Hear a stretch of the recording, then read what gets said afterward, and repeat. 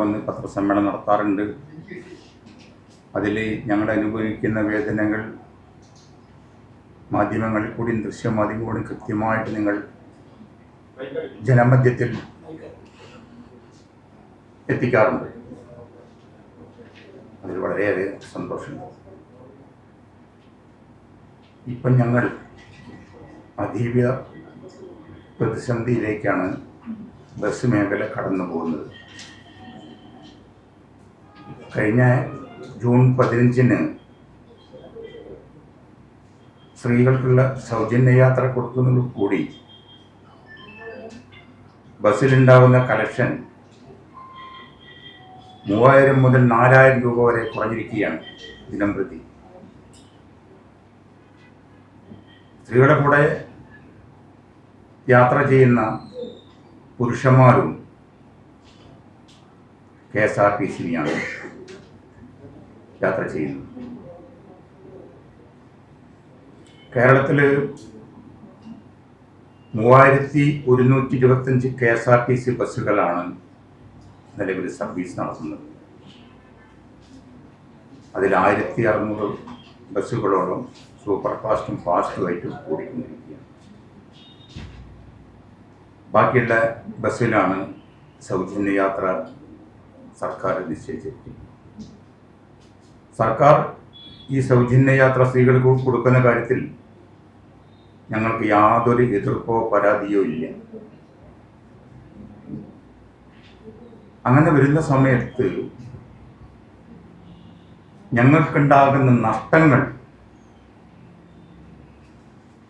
Government ഞങ്ങളെ താങ്ങി നിർത്തണം. ഞങ്ങളുടെ ഈ ഗവൺമെൻറ്റിന് ഡീസൽ ഇനത്തിൽ മാത്രം തന്നെ 10000 ബസ്സുകളോടുള്ള ബസ്സിന് 80-81 ലിറ്റർ ഡീസൽ അടിക്കുകയാണെങ്കിൽ 100, 120, 130 അടിക്കുന്നുണ്ട്. അതിരിക്കട്ടെ, ശരാശരി ഒരു 80-80 ഡീസൽ ഇനത്തിൽ മാത്രം തന്നെ ദിവസം 2 കോടി രൂപ ഗവൺമെൻറ്റിലേക്ക് ഞങ്ങൾ നികുതിയായിട്ട് കൊടുക്കുന്ന ആളുകളാണ്. അതുകൂടാതെ ടാക്സ് ഉണ്ട്, പിന്നെ ക്ഷേമനിധി ഉണ്ട്, അതുപോലെ സ്പെയർ പാർട്സ്, ഗ്രീസ് എന്നുള്ള ഒട്ടനവധി കാര്യത്തിലും ഞങ്ങൾ ടാക്സ് കൊടുക്കുന്നത്. 720 കോടിയോളം ഒരു മാസം പ്രതി ഈ ഇന്ധനയിൽ നിന്ന് തന്നെ ഞങ്ങൾ ടാക്സിനെത്താൻ കൊടുക്കുന്നുണ്ട്. ഇവിടെ 2012-ലാണ് ഞങ്ങൾ എപ്പോഴും പറയാറുള്ള വിദ്യാർത്ഥികളെ ചാർജ് വർദ്ധിപ്പിച്ചത് രൂപയാക്കിയത്. അതിനുശേഷം ബഹുമാനപ്പെട്ട ജസ്റ്റിസ് രാമേന്ദ്രൻ സാറ് മിനിമം 5 രൂപയെങ്കിലും ഇത് വർദ്ധിപ്പിച്ചു കൊടുക്കണമെന്ന് പറഞ്ഞിട്ട് ഇന്നേ വരെ മാറി മാറി വന്ന ഗവൺമെൻറ് പരിഗണിച്ചിട്ടില്ല. അന്ന് ഡീസലിൻ്റെ വില 78 രൂപയാകുമ്പോൾ ഇന്ന് ഡീസലിൻ്റെ വില 103 രൂപയാണ്. ഒരു വിദ്യാർത്ഥികൾ ചായക്കടയിൽ ചെന്നാൽ ചായക്ക് 15 രൂപയാണ് കൊടുക്കേണ്ടത്. ഈ ഗവൺമെൻറ് നമുക്ക് തന്നെ 50% ടാക്സ് ഇനത്തിൽ തന്നു. അത് വളരെ സാവധാനമാണ്, നല്ല കാര്യങ്ങളാണ്. ഈ 50 രൂപ കിട്ടുമ്പോൾ ഈ അടുത്ത കാലത്തായിട്ട് വർദ്ധിപ്പിച്ച ഡീസൽ ഇനത്തിൽ 100 ലിറ്റർ പോയിട്ട് 880 ലിറ്റർ ഒരു ബസ്സിലടിക്കുമ്പോൾ 640 രൂപയോളം ബാധ്യത വരുമ്പോൾ ഗവൺമെൻറ് 50% ടാക്സ് ഇനത്തിൽ കുറവ് വരുമ്പോൾ ഒരു ബസ്സിന് സീറ്റ് അടിസ്ഥാനത്തിൽ നോക്കുമ്പോൾ 120, 135, 140 വന്ന 150 രൂപയാണ് പെർ ഡേ കിട്ടുന്നത്. അപ്പോൾ 650 രൂപ ആ ഇനത്തിൽ തന്നെ നഷ്ടപ്പെടുമ്പോൾ ഒരു രീതിയിലും അത് കോമ്പിനേഷൻ ചെയ്യാൻ കഴിയില്ല. ഞങ്ങൾ ഈ വരുന്ന ജൂലൈ 2-ന്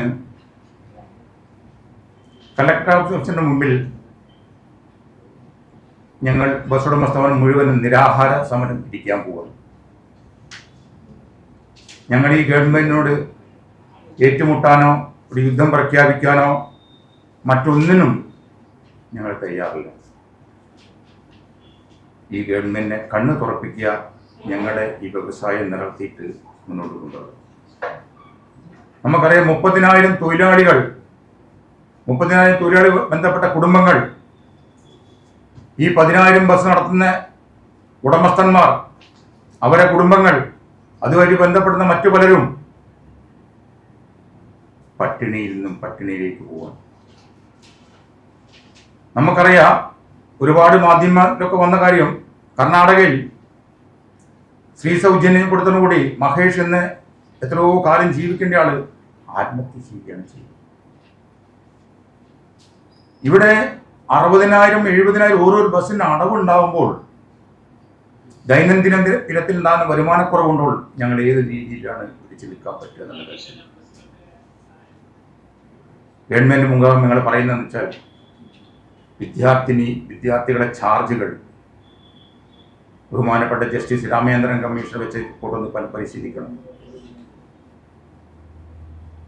ഡീസലിൽ ഞങ്ങൾക്ക് ഒരു സബ്സിഡി തരണം. 2021 ചാർജ് വർധനമുണ്ടായത്. ചാർജ് വർധനയെ പറ്റി ഞങ്ങൾ പറഞ്ഞില്ല. അത് സാധാരണക്കാരൻ്റെ യാത്ര ചെയ്യാണ് ബസ്സുകൾ. ബസ് ചാർജ് പെട്ടെന്നൊന്ന് വർദ്ധിപ്പിക്കണമെന്ന് ഞങ്ങൾ പറയുന്നില്ല. ഗവൺമെന്റിന് റവന്യൂ വരുമാനം കുറയാതെ, ഏത് ഗവൺമെന്റിനും അടിത്തറ റവന്യൂ വരുമാനങ്ങളാണ്.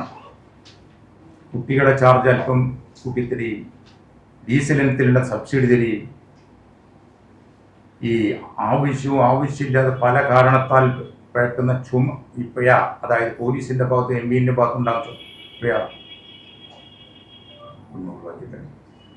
ഈയിടെയായിട്ട് 5 or 6 ബസ് കഴിഞ്ഞ ദിവസം പിടിച്ചിട്ടിരിക്കുകയാണ്.